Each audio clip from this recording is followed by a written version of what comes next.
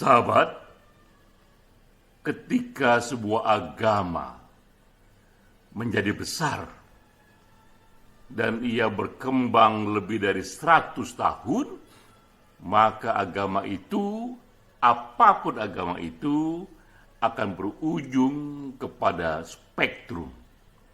Akan lahir di sana praktek agama, paham agama yang berbeda-beda, dari yang paling ujung kiri, yang tengah, hingga ke ujung kanan.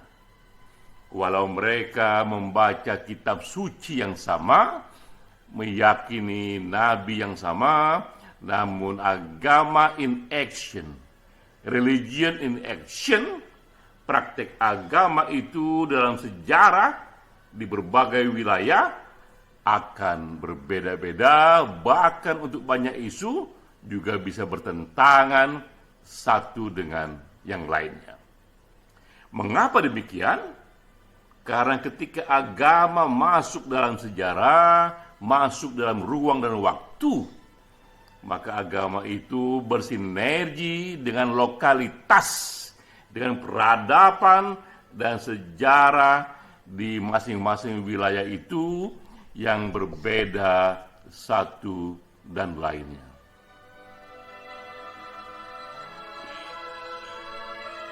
Ini pengantar kita untuk masuk ke dalam diskusi webinar Hati Pena yang ke-48. Ini webinar diselenggarakan oleh Perkumpulan Penulis Indonesia Satu Pena setiap hari Kamis. Kali ini yang menjadi topiknya adalah Islam, Pancasila, dan Geliat Demokrasi di Indonesia berdasarkan buku yang dikarang oleh sahabat kita, Alvan Alfian. Peran saya memperkaya diskusi dengan menukik lebih jauh soal Islam di negara Pancasila untuk menggambarkan pertama-tama adalah perbandingan dengan Islam di banyak negara, lalu juga lokalitas Pancasila di Indonesia, situasi di Indonesia, mengapa kemudian Islam di Indonesia bisa berbeda interpretasinya, bisa berbeda prakteknya dibandingkan Islam-Islam di negara lain. Kita mulai dengan data pertama, ini dari Pew Research Center. Di tahun 2013, lembaga ini melakukan riset dengan mengambil sampel dunia, jadi berbagai negara muslim di riset untuk ditanyakan hal-hal khusus.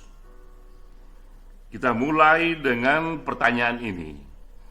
Ia bertanya di berbagai negara berapa persen penduduk muslim di negara itu yang mendukung agar hukum Islam menjadi hukum nasional resmi sebuah negara. Ia tanyakan ini kepada berbagai negara yang semua penduduknya itu, yang mayoriti penduduknya itu adalah muslim, yaitu Albania, Kazakhstan, Malaysia, Irak, banyak lagi negara lain. Saya hanya tampilkan beberapa saja. Semua negara ini mayoritinya muslim.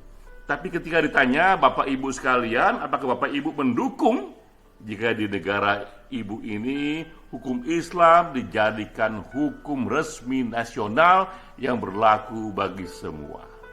Apa yang terjadi? Di Albania hanya 12% yang setuju. Di Kazakhstan lebih rendah lagi, hanya 10% yang setuju. Tapi di Malaysia 86% yang setuju, di Irak 91% yang setuju. Ini data yang akurat menunjukkan bagaimana dalam sejarah bahkan muslim yang membaca Quran, meyakini satu nabi, bisa berbeda-beda pandangannya mengenai apakah hukum Islam harus menjadi hukum nasional. Mulai dari sangat minoritas di Kazakhstan hanya 10% yang meyakini itu, hingga ke Irak yang majority 90% meyakini itu. Lalu juga ini data berikutnya dari lembaga yang sama juga di tahun 2013. Nah, kali ini Pew Research Center menampilkan kawasan. Lebih luas dari sebuah negara yang ditampilkan adalah kawasan, dan yang dihitung kemudian adalah rata-ratanya, yaitu di Sentral Asia, Eropa Timur, Asia Tenggara, Middle East, dan Asia Selatan. Dan ditanyakan hal yang sama, apakah Bapak Ibu mendukung hukum Islam sebagai hukum resmi negara? Negara-negara di Sentral Asia yang juga majoritinya Muslim, hanya 12% yang menyatakan ya, kami setuju hukum Islam menjadi hukum resmi negara. Eropa Timur naik sedikit lagi menjadi 18%, Middle East 74%, Asia Tenggara 77%, Asia Selatan 84%. Kita lihat di sini berbagai kawasan yang berbeda-beda, semuanya Muslim, semuanya baca Quran, semuanya meyakini Nabi Muhammad. Tapi ketika ditanya sikap mereka, setujukah mereka jika hukum Islam menjadi hukum resmi negara? Sentral Asia, Muslim di sana hanya 12% yang setuju, tapi di Asia Selatan 84% yang setuju. Lalu apakah gerangan yang menyebabkan perbedaan respon, perbedaan persepsi antar para Muslim, warga negara Muslim di berbagai negara yang berbeda?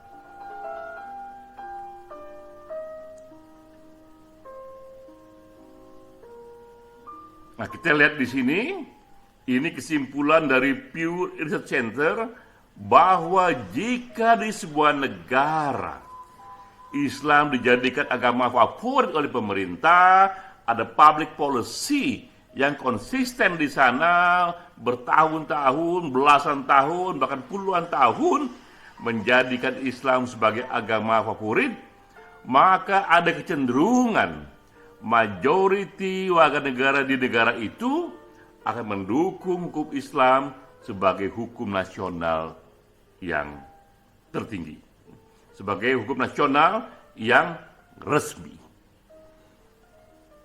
Ini satu variabelnya betapa public policy sebuah negara, betapa pilihan, ketetapan, kebijakan sebuah negara yang konsisten bertahun-tahun akan mempengaruhi warga negara untuk setuju atau tidak setuju terhadap Islam sebagai agama resmi dan hukumnya menjadi hukum yang resmi, hukum nasional yang resmi melampaui yang lainnya itu. Jadi pertama yang menjadi variabel adalah public policy sebuah negara. Kedua yang jadi variabel adalah personality. Di sini juga dikatakan oleh Pew Research Center dan ada datanya, misalnya di Indonesia, di Malaysia, di Albania, ternyata pribadi yang lebih banyak berdoa atau pray more dibandingkan pribadi yang lebih sedikit berdoa atau pray less, maka pribadi yang lebih sering berdoa akan lebih mendukung hukum Islam sebagai hukum resmi negara. Variabel-variabel ini ternyata public policy dan personality itulah yang ikut mewarnai mengapa walaupun sama-sama Muslim tapi berbeda dalam menyetujui soal hukum Islam sebagai hukum resmi negara. Nah, sekarang kita melihat kasus Indonesia. Di Indonesia ini lain lagi, ini adalah negara di mana Pancasila, satu pandangan filosofi dalam kehidupan bermasyarakat, sudah diterapkan berkali-kali sejak merdeka hingga sekarang, dari era Orde Lama hingga Orde Baru, hingga era Orde Reformasi.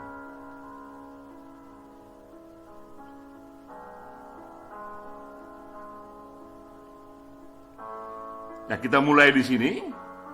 Ini hasil riset bahwa dengan diterapkannya Pancasila sebagai public policy negara secara konsisten, itu pun sudah merasuk di hayati populasi, sehingga ini survei LSI di NJA di tanggal 5 Maret 2019 ketika dipublikasi menyatakan 87,4% pemilih Muslim. Jadi ini hanya dari pemilih Muslim saja, sebanyak majority 87,4% pemilih Muslim ingin Indonesia berdasarkan Pancasila. Dengan sendirinya Islam yang akan diterapkan di Indonesia pun akan bersinergi dengan pola berpikir, dengan mentality dan persepsi yang sudah diwarnai oleh Pancasila. Nah, ini hasilnya. Ini format Islam di negara Pancasila di era reformasi.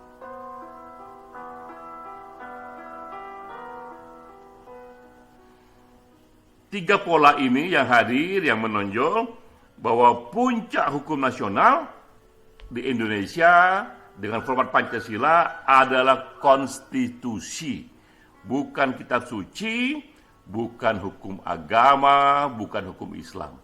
Ini yang buat kita di sini berbeda misalnya dengan Arab Saudi, sesama Muslim.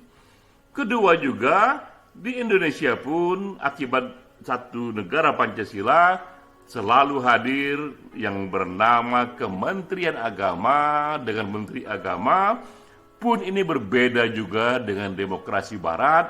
Di negara-negara Barat sana, di negara demokrasi di sana, tidak dikenal Menteri Agama karena agama tidak diurus oleh negara. Tapi di Indonesia dalam kerangka Pancasila, agama terus hadir. Ini juga yang ketiga yang juga penting, bahwa partai terbesar di Indonesia, walaupun majoritinya Muslim, setelah kita kerjakan berkali-kali pemilu langsung, partai terbesar tidak pernah partai yang basisnya agama ataupun yang basisnya agama Islam. Partai terbesar di sini yang nomor satu selalu partai nasional yang tidak berbasiskan agama secara eksklusif.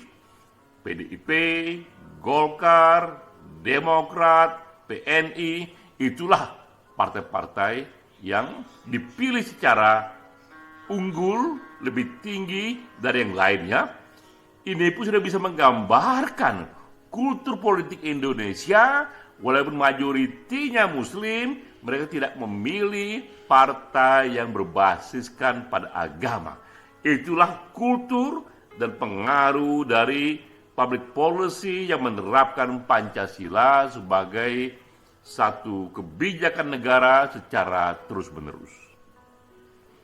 Sekarang kita mencoba mengukur indeks demokrasi dari berbagai negara Muslim untuk menambah satu pandangan, informasi tentang berbagai kawasan negara Muslim. Demokrasi indeks ini dibangun oleh The Economist Intelligence Unit yang berbasis di UK dari kelompok Economist Group, dan sudah dikerjakan ini bertahun-tahun untuk lebih dari 100 negara di dunia. Adalah menghitung indeks demokrasi, inilah yang dijadikan penilaian. Pertama, kualitas pemilu, seberapa pemilu itu bersih dan langsung dengan memberikan equal opportunity kepada warga negara, dan juga pluralism, seberapa keberagaman di negara itu dilindungi. Ada civil liberties di sana, seberapa besar hak asasi manusia itu dilindungi, diberikan ruang di ruang publik. Juga political participation, seberapa publik dibiarkan berpartisipasi, beropini melalui media, melalui partai politik, melalui civil society, dan juga soal political culture, kultur politik, bagaimana kultur politik di sana dalam memandang dan menerapkan emansipasi manusia, misalnya emansipasi wanita, dan juga dalam menerapkan satu pandangan mengenai hak-hak warga negara yang equal walau mereka beragam. Dapatlah ini 4 tingkat indeks demokrasi. Teman-teman bisa lihat tabel di sini.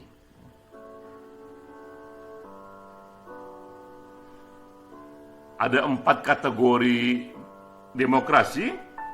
Jika kita lihat dari kualitasnya, yang paling tinggi, paling berkualitas mereka sebut full demokrasi. Lebih rendah lagi adalah flawed demokrasi atau demokrasi yang belum matang. Lebih rendah lagi hybrid regime, gabungan rejim demokrasi dan rejim otoriter bergabung, mixed together. Dan kemudian adalah authoritarian regime. Ini kualitas paling rendah, negara otoritarian di mana kadang-kadang bahkan pemilu pun yang langsung dan bersih, yang equal tidak diselenggarakan secara minimal.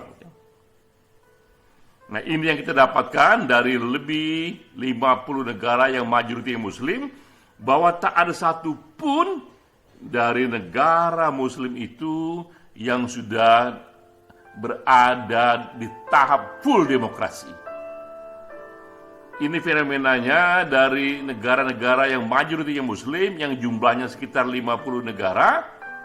Yang paling tinggi 3 negara ini adalah Indonesia, Albania, Malaysia.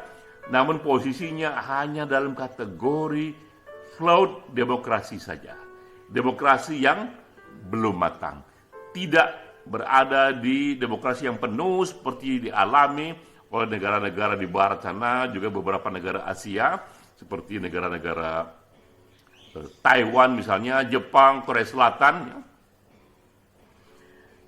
Dan juga ini contoh yang lain bahwa Indonesia, Albania, Malaysia itu adalah lebih baik, tapi negara-negara muslim yang lain, Turki misalnya, ia hanya berada di hybrid regime, dan Saudi Arabia, Iran, Irak sama-sama muslim, tapi demokrasinya, kualitasnya masih otoritarian.